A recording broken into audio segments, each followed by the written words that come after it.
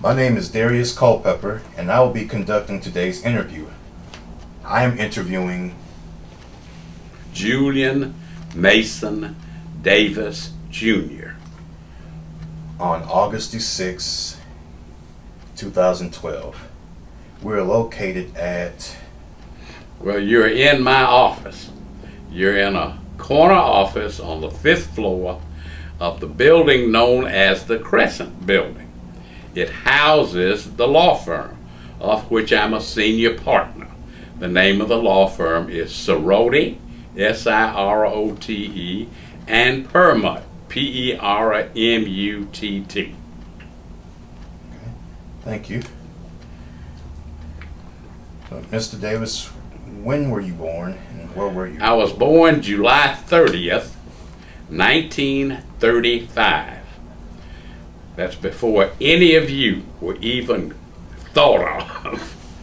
I was born in Birmingham, Alabama. My parents were Julian Mason Davis and Madeline Harris Davis. They were also born in Birmingham.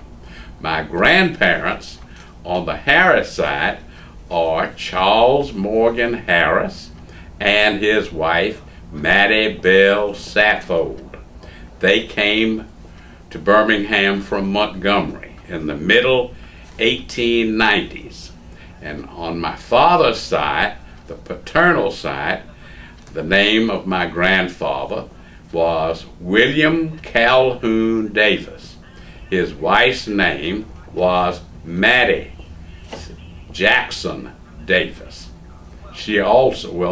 They also came from Montgomery in the middle 1890s. Do you have any siblings, Mr. Davis? I had one sibling, my sister. Her name was Sandra Ann Davis Work, W-O-R-K.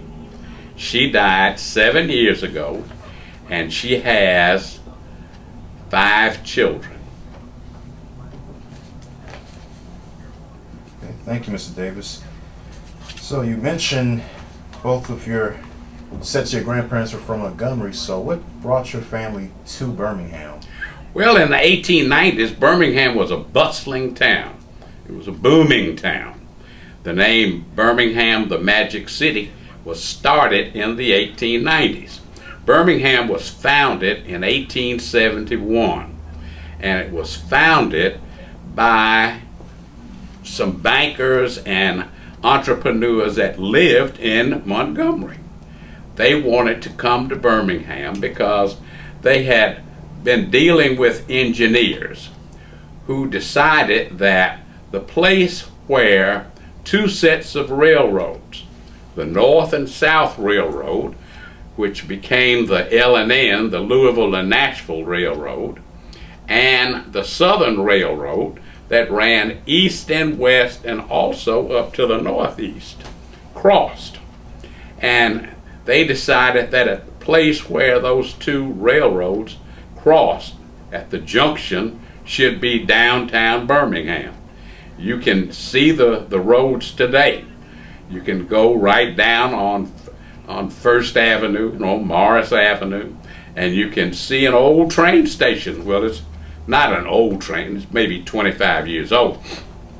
The station is still there because there's a train that runs on the east-west Am-South line, and that train runs with all of its connections from New York down to New Orleans. The North-South road doesn't operate anymore. That road was bought up, and it's a part of the Norfolk Southern. And they decided that this was the best place for them to come because they had also discovered ore and coal and limestone and water. And you need all of those ingredients in order to make iron, steel. Well, once they came here and they put their money down and they got the railroad started, the town started. and by the 1890s, it was a booming, bustling town. There is an iron company that has its remnants down on, well, it's between Morris Avenue and 2nd Avenue South, and it's called the Sloss, S-L-O-S-S, Sheffield, S-H-E-F-F-I-E-L-D, company. And it's a museum today. But at one time, it was a very heavy industry. And from the Sloss Sheffield industry, there are other industries that started. The McWayne Company, the Stockham Company, the Asipco Company, and the largest of all is the U.S. Steel Company. It started as the Tennessee Coal and Iron Railroad Company. It's back out in the western part of town. And with that, that's how Birmingham got started. People were working, and my grandfather Davis was an educator. He came up here as a teacher. His fiance, who they ultimately married in 1897, was teaching, and he came up and he taught at a school known as Cameron Elementary School. That school was owned by the City of Birmingham's Board of Education. And my grandfather was made the principal there. My grandmother was teaching at Tuggle on the north side, and she had to give up her job because back during that period of time, if a woman married and she was teaching, she could no longer work because they didn't want a woman to be pregnant standing in front of young children teaching. So my grandfather continued to work. They made him principal of Cameron Elementary School in 1895, and that school was located on 8th Avenue and 15th Street South. It's in the middle of the UAB University campus, right in the middle of it today. Then in 1905, the Birmingham Board of Education built its first brick building to be used for black students' education.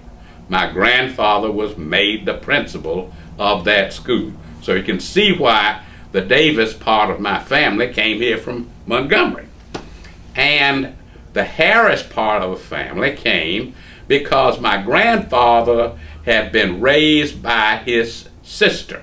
Her name was Hattie Hale Davenport. She took him when he was 7 years old from his mother in Mobile, and she raised him. She married a man whose name was Davenport, who was a barber, and they went over to Troy and they lived there. She gave birth to 2 children. The boy's name was Virgil, the girl's name was Otis. And they lived there for a while, and then Mr. Davenport died, so Miss Davenport brought the 3 children back to Montgomery, back to where her father was living. Her father was a contractor. He made a great deal of money building houses, and so he was about ready to die. They got money from him and they came to Birmingham because my grandfather had been an apprentice at the W.H. Lovelace, L-O-V-E-L-E-S-S, undertaking company. He learned the trade of embalming and funeral directing. So they came to Birmingham and they started a general store. And the general store then evolved into a merchandising company that sold caskets. And my grandfather said, well, since I'm selling caskets, I may as well go into the undertaking business.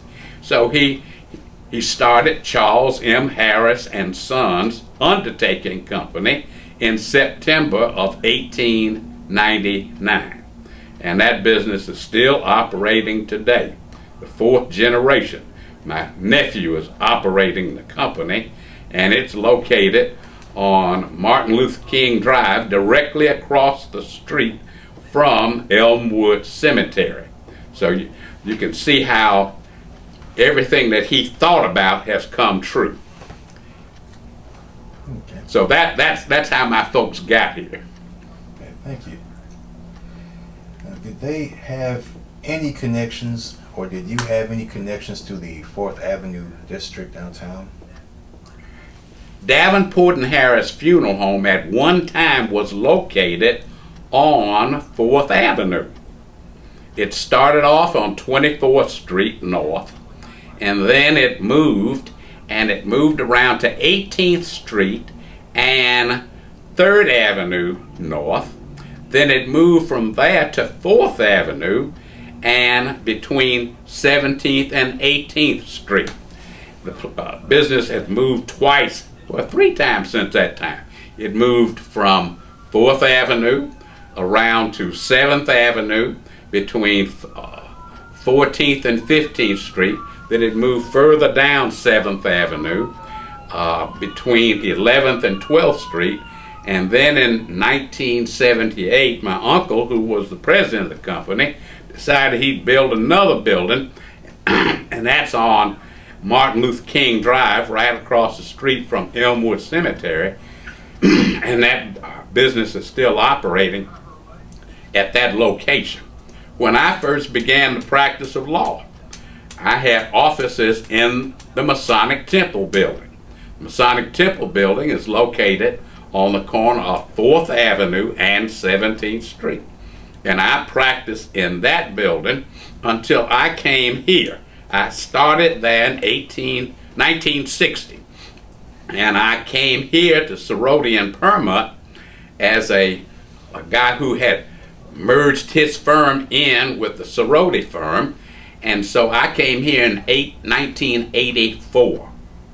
I had just been elected president of the Birmingham Bar.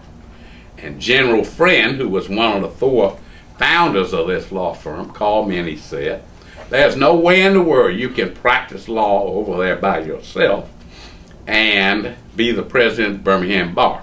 So I merged my firm in with the Cerroti and Permut firm. So I have a great deal of connection with 4th Avenue. Okay, so for the funeral home, who ran the funeral home during the time it was on 4th Avenue? No. My grandfather. My grandfather and his sister Hattie owned the business together until she sold her interest out in 1923. The company had operated for 24 years. Plus she had a son whose name was Virgil. Virgil had learned the undertaking business from his uncle, and he worked in the business with my grandfather. And my grandfather operated the business until he died in 1938. And then after he died, he had a son whose name was Walter Harris. Walter practiced law in Cincinnati, Ohio. And so we had to have someone to come down here and take care of the business.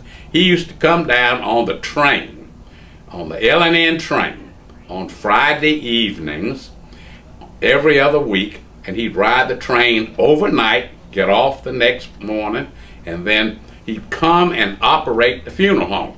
Plus, in 1923, my grandfather started an insurance company. The name of that company was Protective Industrial Insurance Company. And so Walter had to come out and see about both of those companies. And you said that your office was in the Masonic Temple and you were there in 1960. Yeah, I went there in 1960, and my office was there from 1960 to 1984. Then I moved here. Well, this building wasn't here. It's a building right across the street where my office was. We had 29 lawyers when I came here, and we had an office just in Birmingham. We had secretaries, and we had other people that did other work for us. I guess there were maybe 50 people on the payroll. Today we have offices in Huntsville, Birmingham, Mobile, and in Pensacola. We have 125 lawyers, and there are 300 people, 300 and some people on the payroll to get paid twice a month. Thank you, Mr. Davis. Now, I want to look at the 4th Avenue district a little more now. And what do you remember about the district prior to 1963? Well, my office moved there in 1960. I went to college in Talladega, Alabama, Talladega College. I went there for 4 years, and then after I graduated from there, I entered the State University of New York School of Law, and that's located in Buffalo. I went to Buffalo, and I was there for 3 years. So I didn't get back to Birmingham. I was away from Birmingham from 1952 until the fall of 1959. And I started practicing in April of 1960. So in 1960, in the Masonic Temple building, there were many businesses. There were a number of professionals. There were probably 8 physicians, 5 dentists, and all of the insurance companies that did business in Birmingham, with the exception of the Booker T. Washington Company, had offices in the Masonic Temple building. There were offices on the 7th floor, the 6th floor, the 5th floor. Yeah, those floors. These are the insurance companies I'm talking about. My office was on the 5th floor. There were other lawyers down the hall. There were 2 other lawyers down the hall. And on the 7th floor, there were 3 other lawyers. And the Grand Master of the Masons, who owned the building, was a lawyer. He was from Huntsville. His name was Charles V. Henley, Hendley. But he did not practice law. He came from a family that was pretty wealthy. They owned a lot of cotton land, and so he would plant his fields in cotton, and they'd go out and they'd pick the cotton. And he also owned a cotton brokerage company.